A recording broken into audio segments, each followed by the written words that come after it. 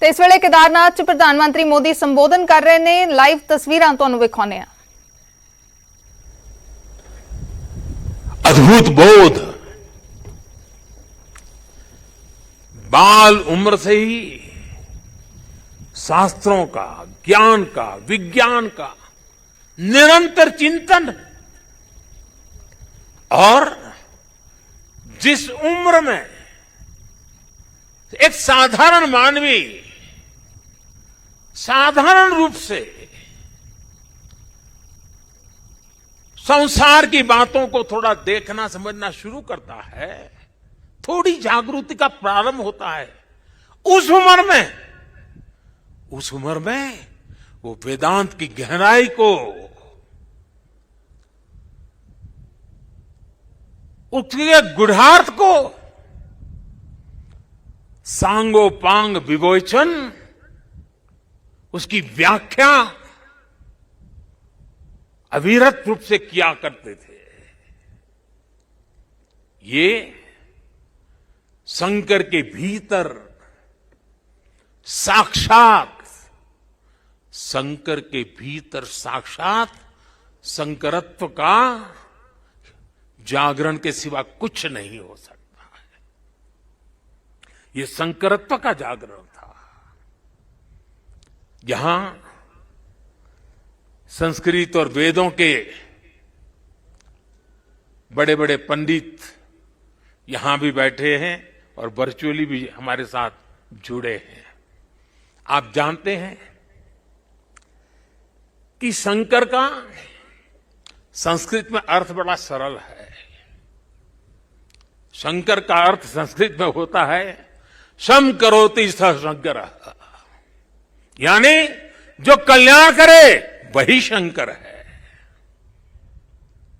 इस कल्याण को भी आचार्य शंकर ने प्रत्यक्ष प्रमाणित कर दिया था।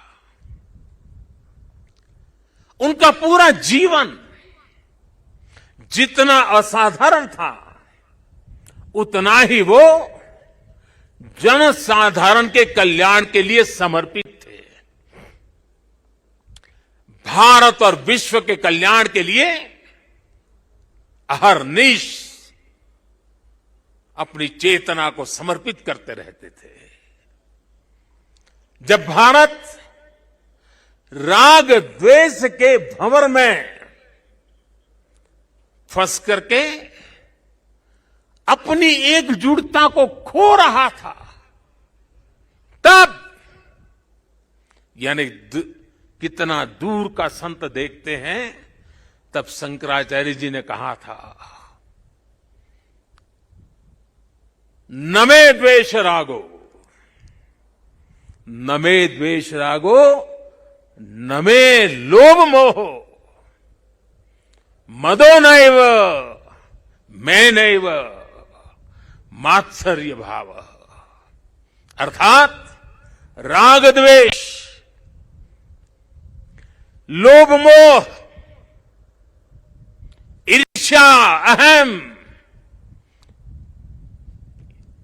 ये सब हमारा स्वभाव नहीं है। जब भारत की जाति पंथ की सीमाओं से बाहर देने की शंकाओं आशंकाओं को ऊपर उठने की मानव जात को जरूरत थी, तब समाज में चेतना फूकी और आदि शंकर ने कहा, न मे मृत्यु शंका न मे जाति भेद, यानी नाश विनाश की शंकाएं जात पात के भेद से हमारी परंपरा का कोई लेना देना नहीं है, हिस्सा नहीं है। हम क्या है, हमारा दर्शन और विचार क्या है, ये बताने के लिए आदि शंकर ने कहा, चिदानंद रूप शिवोहम शिवोहम चिदानंद रूप शिवोहम शिवोहम। अर्थात आनंद स्वरूप शिव हम ही है। जीवत्व से ही शिवत्व है। और अद्वैत का सिद्धांत, कभी कभी अद्वैत के सिद्धांत को समझाने के लिए बड़े बड़े ग्रंथों की जरूरत पड़ती है। मैं तो इतना विद्वान नहीं हूं। मैं तो सरल भाषा में अपनी बात समझता हूं और मैं इतना ही कहता हूं, जहां द्वैत नहीं है वही तो अद्वैत है। शंकराचार्य जी ने भारत की चेतना में फिर से प्राण फूके और हमें हमारी आर्थिक परमार्थिक उन्नति का मंत्र दिया। उन्होंने कहा, ज्ञान विहीन, देखिए ज्ञान की उपासना की महिमा हमारा कितना महत्व रखता है। ज्ञान विहीन सर्वमतेन मुक्तिम न भजति जन्मशतेन। यानी दुख, कष्ट और कठिनाइयों से हमारी मुक्ति का एक ही मार्ग है और वो है ज्ञान। भारत की ज्ञान की, विज्ञान और दर्शन की जो कालातीत परंपरा है, उसे आदि शंकराचार्य जी ने फिर से पुनर्जीवित किया, चेतना भर दी। साथियों, एक समय था जब अध्यात्म को, धर्म को केवल रूढ़ियों से जोड़कर, कुछ ऐसी गलत मर्यादा और कल्पनाओं में जोड़कर देखा जाने लगा था। लेकिन भारतीय दर्शन तो मानव कल्याण की बात करता है। जीवन को पूर्णता के साथ, होलिस्टिक अप्रोच के साथ, होलिस्टिक वे में देखता है। आदि शंकराचार्य जी ने समाज को इस सत्य से परिचित कराने का काम किया। उन्होंने पवित्र मठों की स्थापना की, 4 धामों की स्थापना की, 12 ज्योतिर्लिंगों का पुनर्जागृति का काम किया।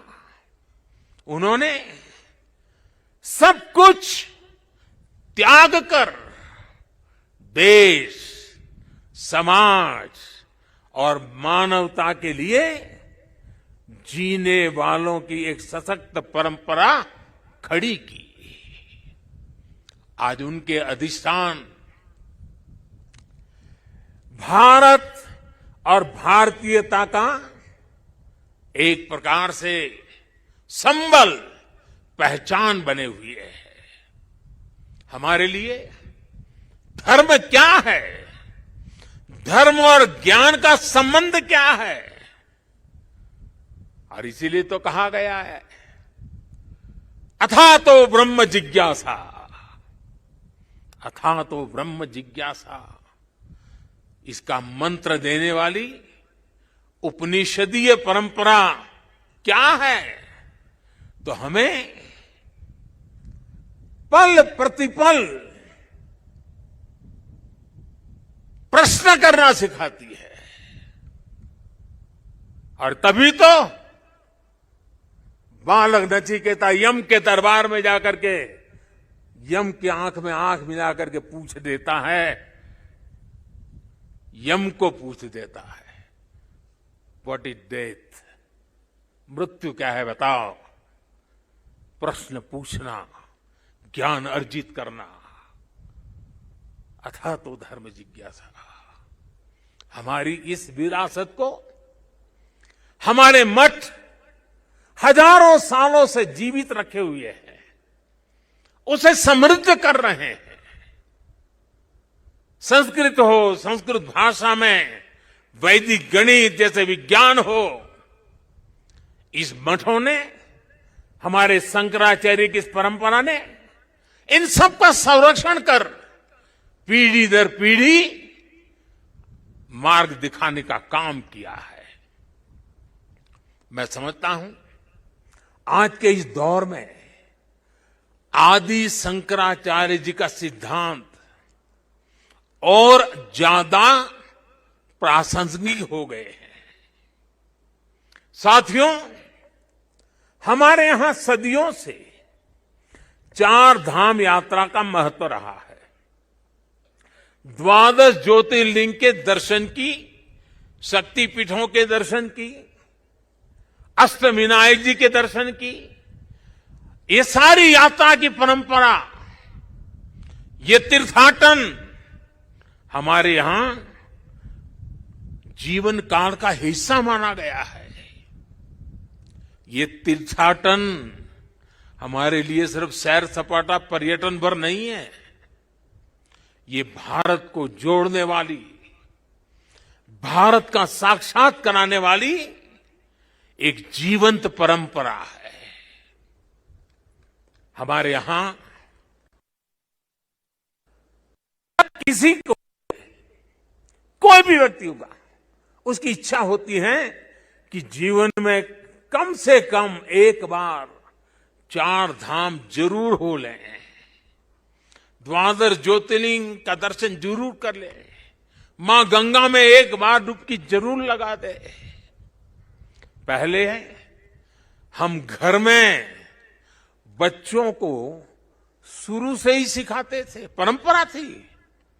बच्चों को घर में सिखाया जाता था, सौराष्ट्रे सोमनाथ च श्रीशैले मल्लिकार्जुनम, बचपन में सिखाया जाता था। 12 ज्योतिर्लिंग का ये मंत्र घर बैठे बैठे एक बृहत भारत का, विशाल भारत का हर दिन यात्रा करा देता था। बचपन से ही देश के इस अलग अलग हिस्सों से जुड़ाव एक सहज संस्कार बन जाता था। ये आस्था, ये विचार पूरब से पश्चिम तक, उत्तर से दक्षिण तक भारत की एक जीवित इकाई में बदल देता है। राष्ट्रीय एकता की ताकत को बढ़ाने वाला एक भारत श्रेष्ठ भारत का भव्य दर्शन सहज जीवन व्यवस्था का हिस्सा था। बाबा केदारनाथ के दर्शन करके हर श्रद्धालु एक नई ऊर्जा लेकर जाता है। साथियों, आदि शंकराचार्य की विरासत को, इस चिंतन का आज देश अपने लिए एक प्रेरणा के रूप में देखता है। अब हमारी संस्कृति के, हमारी इस विरासत को, आस्था के केंद्रों को इसी गौरव भाव से देखा जा रहा है जैसा देखा जाना चाहिए था। आज अयोध्या में भगवान श्री राम का भव्य मंदिर पूरे गौरव के साथ बन रहा है। अयोध्या को उसका गौरव सदियों के बाद वापस मिल रहा है। अभी 2 दिन पहले अयोध्या में दीपोत्सव का भव्य आयोजन, और पूरी दुनिया ने उसे देखा है।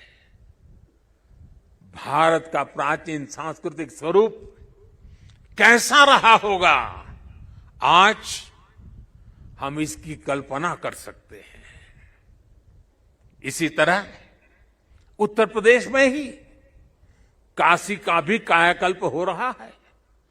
विश्वनाथ धाम का कार्य बहुत तेज गति से अब तो पूर्णता की तरफ आगे बढ़ रहा है। बनारस में सारनाथ, नजदीक में कुशीनगर, बोध गया, यहां सब जगह पे एक बुद्ध सर्किट के अंतर्राष्ट्रीय पर्यटन को आकर्षित करने के लिए, विश्व के बुद्ध के भक्तों को आकर्षित करने के लिए एक बहुत तेजी से काम चल रहा है। भगवान राम से जुड़े जितने भी तीर्थ स्थान हैं, उनको भी जोड़ करके एक पूरा सर्किट बनाने का काम भी आज चल रहा है। मथुरा वृंदावन में भी विकास के साथ साथ यहां की शुचिता, पवित्रता को लेकर संतों की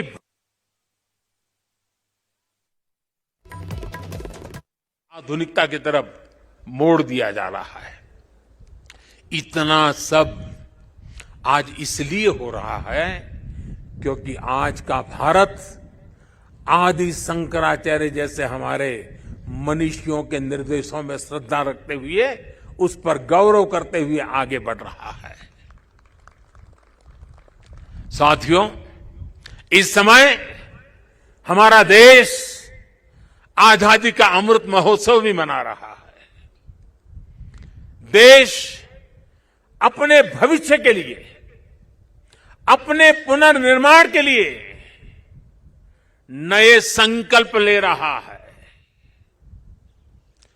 अमृत महोत्सव के इस संकल्पों में से आदि शंकराचार्य जी को हम एक प्रकार से अपनी बहुत बड़ी प्रेरणा के रूप में देख सकते हैं। अब देश अपने लिए बड़े लक्ष्य तैयार करता है। कठिन समय और सिर्फ समय नहीं, समय की सीमा भी हम निर्धारित करते हैं। तो कुछ लोग कहते हैं कि इतने कम समय में ये सब कैसे होगा। कभी कभी लोग ये भी कहते हैं, अरे यार होगा भी कि नहीं होगा। और तब मेरे भीतर से एक ही आवाज आती है, 130 करोड़ देशवासियों की आवाज मुझे सुनाई देती है, और मेरे मुंह से यही निकलता है, एक ही बात निकलती है, समय के दायरे में बंधकर भयभीत होना अब भारत को मंजूर नहीं है। आप देखिए, आदि शंकराचार्य जी को छोटी सी आयु थी, घर बार परिवार छोड़ दिया, सन्यासी बन गए। कहां केरल का कालड़ी और कहां केदार, कहां से कहां चल पड़े, सन्यासी बने। बहुत ही कम आयु में इस पवित्र भूमि में उनका शरीर इस धरती से विलीन हो गया। अपने इतने कम समय में उन्होंने भारत के भूगोल को चैतन्य कर दिया, भारत के लिए नया भविष्य गढ़ दिया। उन्होंने जो ऊर्जा प्रज्वलित की, वो आज भी भारत गतिमान बनाए हुए है। आने वाले हजारों साल तक ये गतिमान बनाए रखेगी। इसी तरह स्वामी विवेकानंद जी को देखिए, स्वाधीनता संग्राम में अनेक सेनानियों को देखिए। ऐसी कितनी ही महान आत्माएं, महान विभूतियां इस धरती पर आकर यहां प्रकट हुई, जिन्होंने समय की सीमाओं का उल्लंघन कर छोटे से कालखंड में कई युगों को गढ़ दिया। ये भारत इन महान विभूतियों की प्रेरणाओं पर चलता है। हम शाश्वत को एक प्रकार से स्वीकार करते हुए हम क्रियाशीलता पर विश्वास करने वाले लोग हैं। इसी आत्मविश्वास को लेकर देश आज इस अमृत काल में आगे बढ़ रहा है। और ऐसे समय में मैं देशवासियों से एक और आग्रह करना चाहता हूं। स्वाधीनता संग्राम से जुड़े ऐतिहासिक स्थानों को देखने के साथ साथ ऐसे पवित्र स्थानों को भी ज्यादा से ज्यादा जाएं, नई पीढ़ी को लेकर के जाएं, परिचित कराएं, मां भारती का साक्षात्कार करें।